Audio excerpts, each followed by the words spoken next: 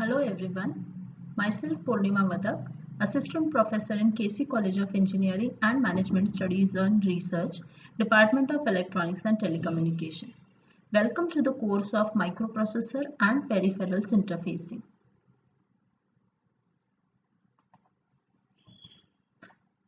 Today in this lecture, we will be having a look at Introduction to the Microcomputer System or a microprocessor based system. So at the end of this lecture, you will be able to draw the microcomputer system, name the various parts of a microprocessor based system and explain the types of buses in a microcomputer based system. So let us begin. Let us first try to understand what is the meaning of microprocessor. So to understand that, let us take the example of very simple things which we see in our day-to-day life. Okay, so have a look at a traffic signal or a computer or a mobile phone or an oven. If you consider the example of traffic signal, in the traffic signal, we see that the color of a traffic light changes from red to yellow after a specific interval of time. Then again, it changes from yellow to green and so on. So all this happens automatically after a regular intervals of time.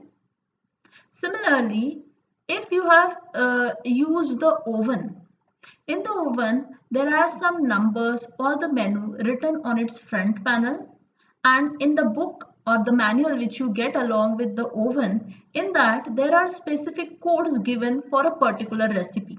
So if you select a particular recipe, you just have to type or press the code for that particular recipe and keep the ingredients in the oven, and then automatically when the beep or the sound comes, your dish is ready.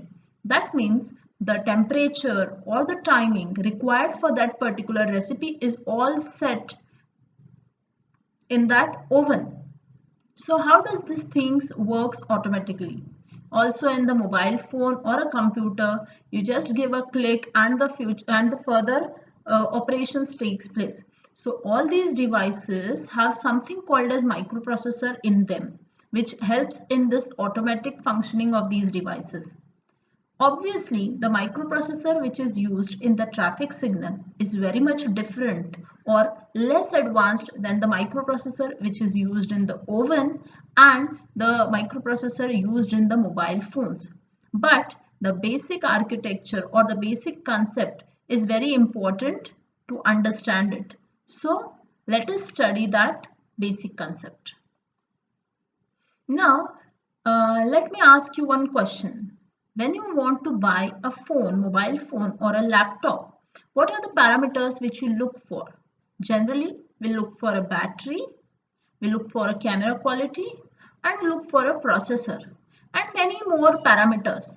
But if we are more concerned about the working speed of that device, then we pay more attention to the processor.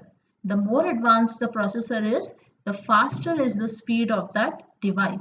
So this processor is nothing but the microprocessor which we are going to study. Now let us see the meaning of the word microprocessor. The microprocessor can be split into two parts, micro and the processor. The basic meaning of word micro is small and the processor is something which is processing the data according to the instruction and generating the result. So you can consider processor as a central processing unit. When this central processing unit is built on a single chip or a single IC, you can call it as a microprocessor. So this microprocessor has seen a big history of evolution. It has started in 1971 with the Intel 4004 processor, which was a 4-bit microprocessor. Then as the time advanced, it went on developing. Then they had an 8-bit microprocessor. Then in 1978, the first 16-bit microprocessor was developed by Intel. That was in 1978, and today till 2020 it has seen number of advancement and which has led to various complicated operations happening at a very fast speed. Okay, but the basic architecture of 8086 is very important. So we are going to study the architecture of 8086 in our course. Besides Intel, various other manufacturers like IBM, MIPS has developed number of microprocessors. So, as we have seen, microprocessor is a single chip CPU. That means it is just the CPU. But can the CPU function alone? If you have a desktop system at a home, you must have seen that you have various parts like a monitor, keyboard, mouse, and a CPU. So out of that, if any of the part is missing, can it function? No, obviously no. Even though CPU can be called as the brain of the entire system because it processes the data, but still other parts are also required. So if you consider a basic microprocessor based system, the three main parts are a microprocessor unit, memory, and I/O ports. These I/O ports connect the microprocessor unit to the other I/O devices. So, microprocessor based system consists of three parts: microprocessor or central processing unit, memory, and I/O interfaces.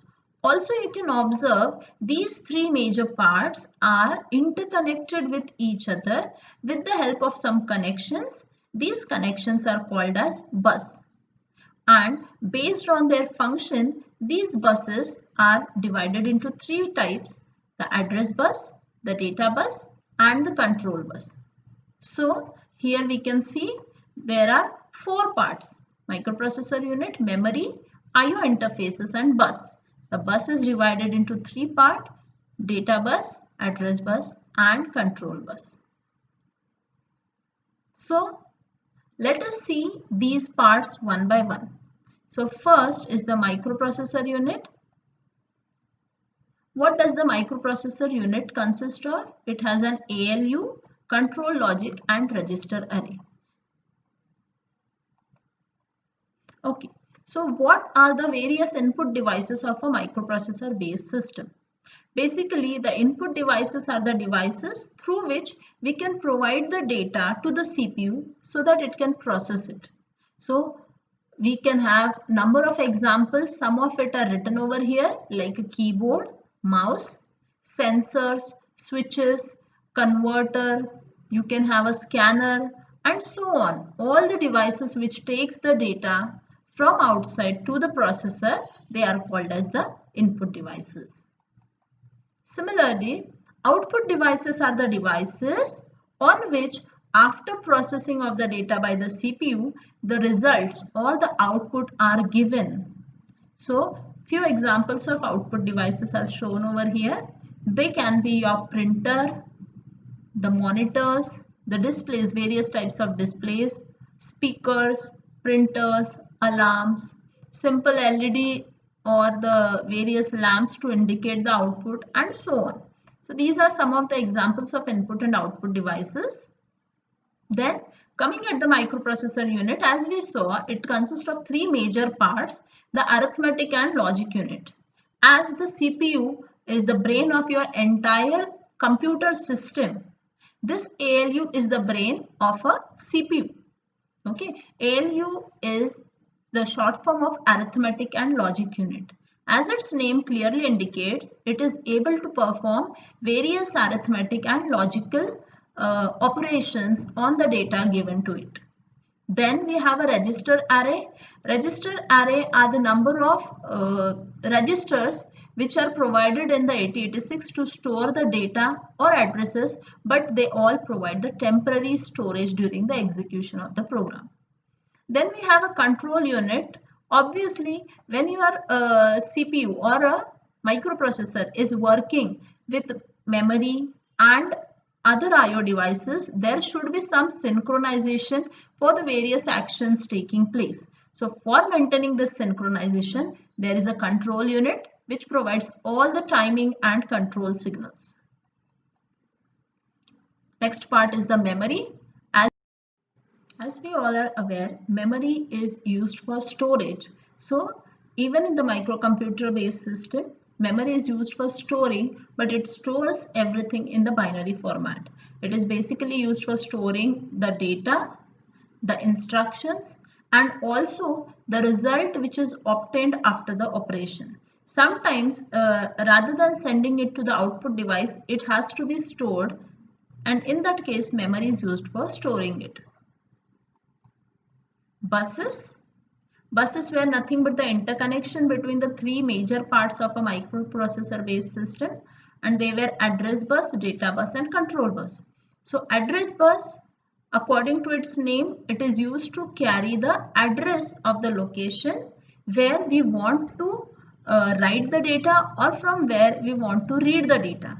So it is basically associated with the data transfer location carrying.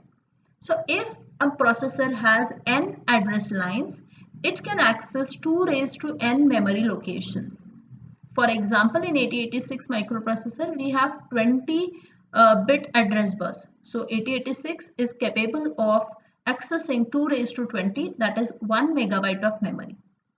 Data bus, it will be carrying or transferring the data or the information between microprocessor and memory or IO devices or vice versa. The important point is the data buses are bidirectional. That means they can carry from microprocessor to the external devices or from the external devices to the microprocessor, both way. Control bus. Control bus is used to carry the control signal. As we have seen earlier, there is a control unit which generates the control signal for timing and synchronization purpose. These signals are transferred over this control bus. So, summary of the entire lecture. We have seen that microprocessor is a single chip CPU. The microprocessor based system consists of microprocessor unit, memory and input and output interfaces. All these subparts of a microprocessor based system are interconnected by bus. There are basically three types of buses: address bus, data bus, and control bus.